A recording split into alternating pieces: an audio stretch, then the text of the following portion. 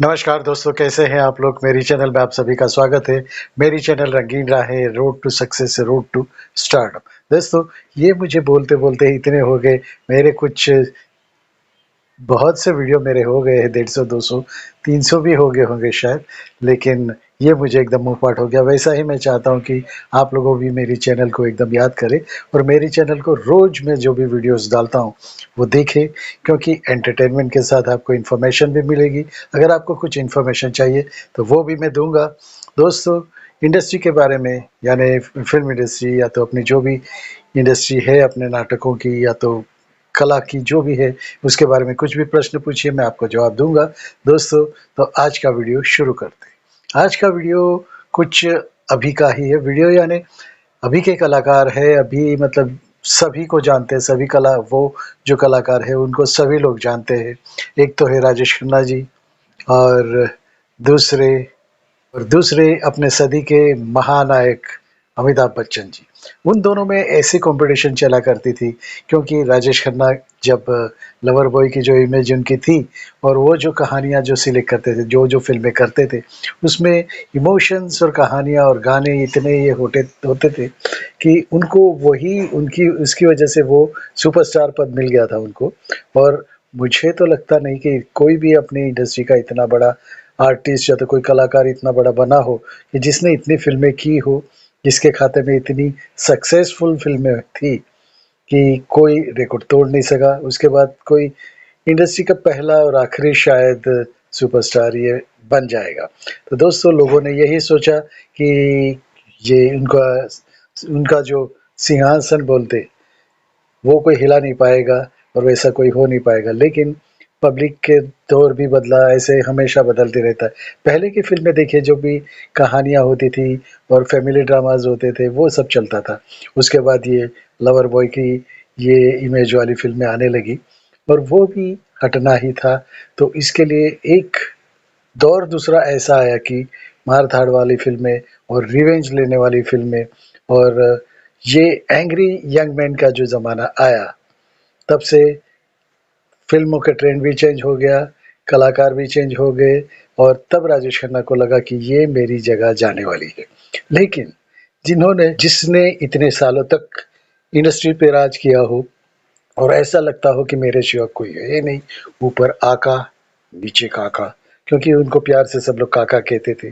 तो ये सभी लोग ने ऐसे ही बड़ा बना दिया था। देवयानी चौबल जो उनकी पर्सनल फ्रेंड भी थी, उन्हीं ने उसे ये पद दिया था कि ये सुपरस्टार है, इंडस्ट्री का सबसे पहला सुपरस्टार। क्यों हो ना हो, क्यों ना हो, क्योंकि 17-18 फ़िल्में एक साथ सिल्वर जुबली होना बहुत बड़ी बात थी और इंडस्ट्री में वो दौर जो आया, म्यूज़िक का दौर आया, कहानियों का दौर आया और इमोशंस का दौर जो आया, वो बहुत साल तक चला।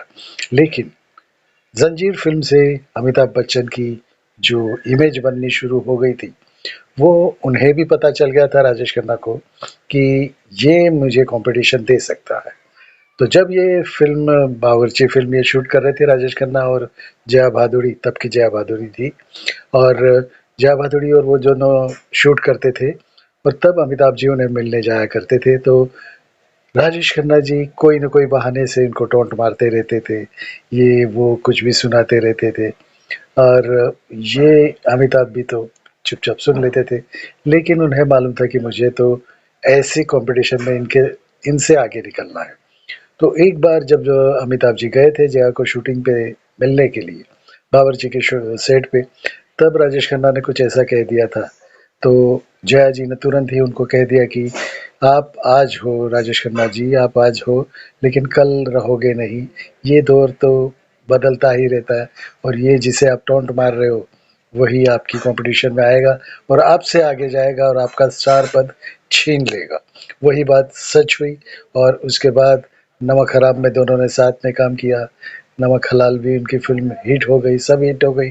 नमक हलाल फ़िल्म तो हिट हुई थी, नमक हराम फ़िल्म भी हिट हुई, लेकिन उसमें वो जो दौर देखता था, तब मालूम पड़ता था कि एक-एक शॉट में कि अमिताभ आगे बढ़ जाएँगे और राजेश खन्ना जी पीछे रह जाएँगे।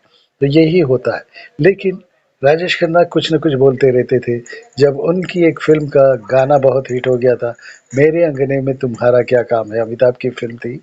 और उसमें अमिताभ ने साड़ी पहन के, वो जिसकी बीवी मोटी उसका भी बड़ा नाम है, ये वो सब अलग-अलग पोज़ में उन्होंने काम किया था। और लेडी जो बने थे साड़ी पहनी थी, तब भी उन्होंने टोंट मारना नहीं छोड़ा राजेश खन्ना ने कि मैं शोहरत और पैसों के लिए साड़ी नहीं पहन सकता। वो अभिमान ही था, लेकिन क्या था, थोड़ा उनको डर भी लग रहा था कि ये शायद आ जाएगा। पब्लिक को क्या चाहिए? एंटरटेनमेंट चाहिए। तो एंटरटेनमेंट की राह पे अमिताभ जी आगे निकल गए। तब भी अमिताभ जी ने कुछ नहीं कहा। लेकिन ये राजेश खन्ना का घमंड था या कुछ भी था, वो एक दिन चूर तो होना ही था।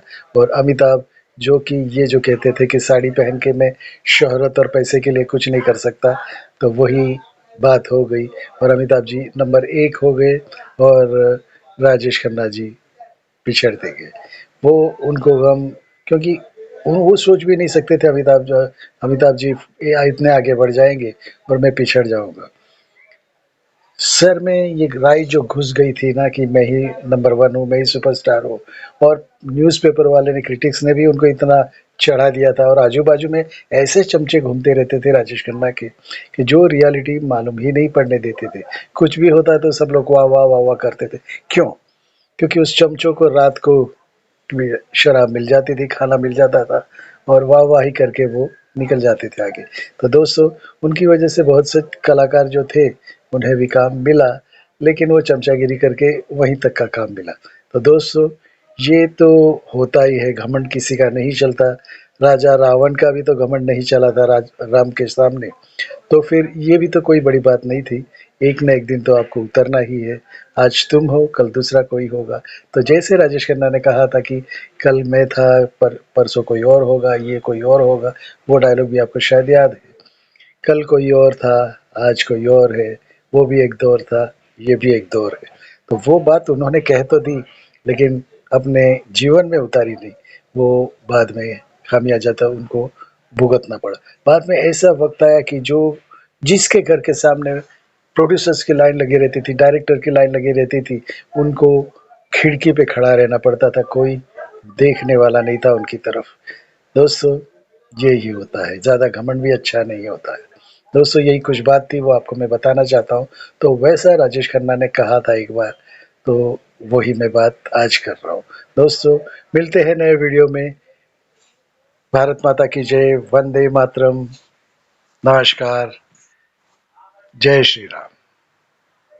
अगर आप नए हो तो प्लीज़ जो नीचे लोगो आता है उस पे क्लिक कर दीजिए और बाजू का लाल बटन दबा दीजिए। और ये वीडियो अगर आपको अच्छा लगे, मेरे बहुत से दूसरे वीडियोज़ भी हैं, वो भी देखिए। और अगर ये अच्छा लगे तो लोगों में शेयर कीजिए। धन्यवाद।